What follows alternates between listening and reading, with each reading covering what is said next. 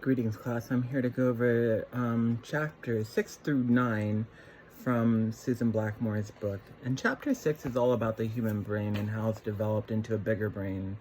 It's almost improbable that humans have this size brain compared to other species, and it took a long time to evolve and develop, but here we are with this brain that has a lot of power.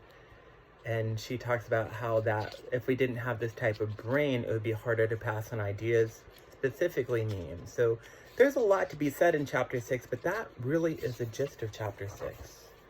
And being an English teacher, I absolutely love chapter 7. She begins by asking a great question. I love the hook, why do we talk so much?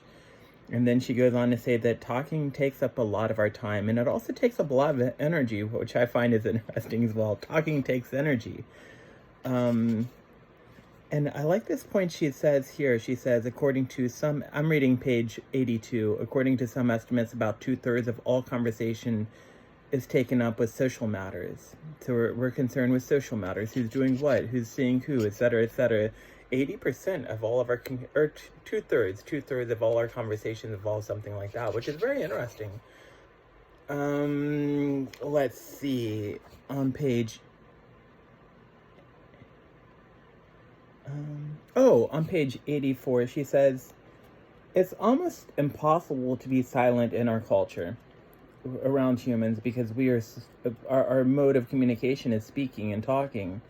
So to practice, and she says this earlier in the book, but she said that the more quiet you are, the more the memes around you. This is a bit abstract, but she's saying that I'll read it specifically. She says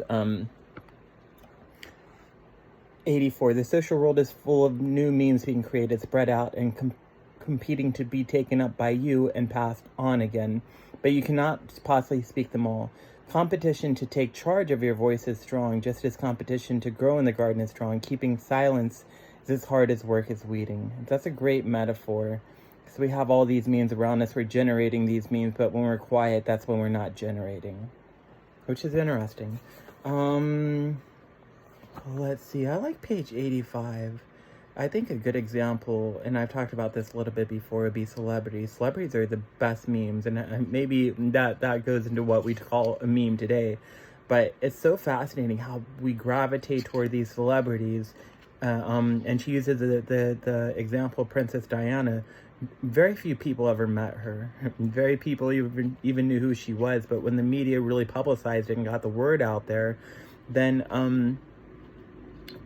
it became huge. Millions and millions of people tuned into this to mourn a person that we didn't really know or understand. And I thought that was a very powerful example.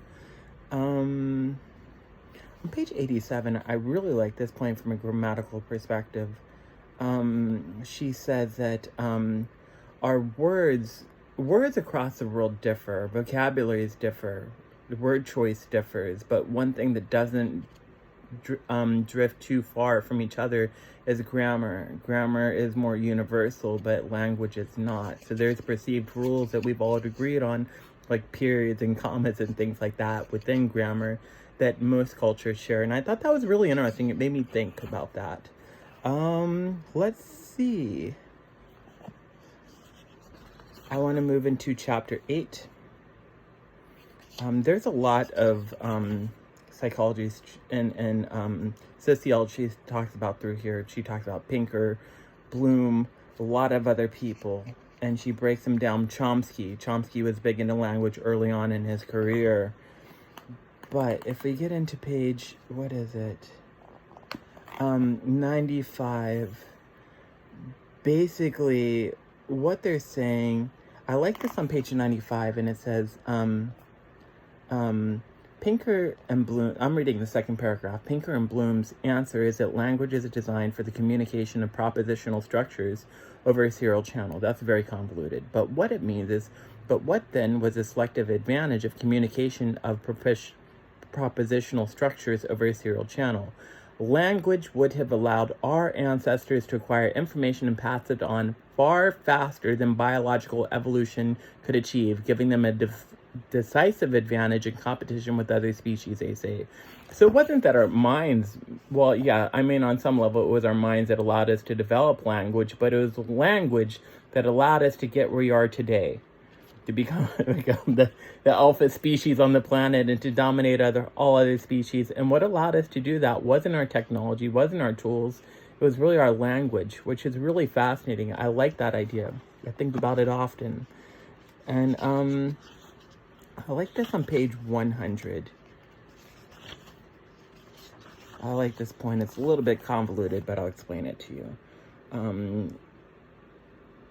It says on page 100, I'm reading the second paragraph, Dawkins identifies 3 criteria for a successful replicator: fidelity, fecundity, and longevity. In other words, and this is what this means, a good replicator, a good meme, something to pass on, must be copied accurately. Many copies must be made. So first, like, okay, so let's say you're making a track. You're a DJ or you're a music producer, right? So in order to get the drums right that you're taking from somebody else, you have to make sure that rhythm is correct. You have the correct rhythm, because if it's not the correct rhythm, people won't recognize it, right? So it must be copied accurately. Many copies must be made. I have to sell as many records as I can of this album for me to be successful. But that's not really the mark of a successful meme. It says, and the copies must last a long time in order for a meme to be successful. So I really see that with music. The music that's really been able to stay alive is the one it was easy to copy. People worked hard on making exact copies of it, and then they produced as much as they could. And the good music today remains. And I mean, it's still evolving, but rock, classical music, country, they have roots. They go way back. But I think that's a pretty powerful example of what she's saying. And I also like this, what she says on page 106. We talk a lot about survival of the species, and she said that languages also compete with one another for survival. And I like that. If you look at tribes in other countries, a lot of them are losing their language. They're fighting hard to hold on to their language. The only language that Latin is a dead language. It's what scientists use because you can't disagree. It's not going to change. People aren't learning Latin anymore. It's a dead language. But I like that idea that languages also compete to survive. Very fascinating idea. And then when we get into chapters 9 and also 10, I'm going to leave this open for your own interpretation and readings. There's a lot said here. One thing, I will comment on some of it, though. I like what she says on page 111, because humans are said to have a blank slate, and a blank slate means like an empty board. You're born, you're coming to this world with a blank slate, an empty chalkboard, and over time you fill up that chalkboard. A squirrel, when it's born, it can run, it can jump, it can climb trees. Humans do not have that ability. But at the same time, she says they're not really just a complete blank slate, though. There's things to us. There's things that we know. We know how to eat. We know how to breathe. And there's things that we'll learn over time, possibly on our own, like how to walk and things like that. So there's a lot, we do have a lot of ability to learn these, to do these on our own. We're wired to do this. So we're not necessarily a blank slate. I like that. I think that's very interesting. And there's another thing on page 115, and there is one of the most famous archaeologists of all time, Margaret Mead. She was looking at these Minoan people, and she saw them as being crude and mean. And she didn't really take time to really understand the culture in this example. And so she didn't realize that the people were just joking with her. They weren't being serious. But what I like isn't that idea. I like page 115 where it says that it takes a long time to unmake a myth. It takes a long time to make a myth, right? And to spread a myth. But it is also hard to unmake it, to go back and say, this is not correct, this is wrong. And I think we see that in a lot of American culture. we have these stories of chopping down cherry trees, and those stories didn't quite happen the way they were told. There's more details into it, and it's taken a while to recreate those stories, to get into the truth of those myths in our culture. And maybe that's not the best example, but I'm sure you can come up with your own. Let's see, on page 10, or chapter 10. Basically what she's saying is that, this is her saying it, you can agree or disagree, but she says a lot of our sexuality is a meme. It's learned behavior from other people. And yes, she says some of it is biological as well, but our need to have children, some of that's natural, but how many children we have, that's more mimetic, right? So in the 1800s, people were having 20 kids. Today, people are having one kid because that's what everybody else is doing, right? If somebody has 20 kids today, you're like, are you crazy? How can you afford all those children, right? So we're having children, sexuality. She says a lot of that is conformity.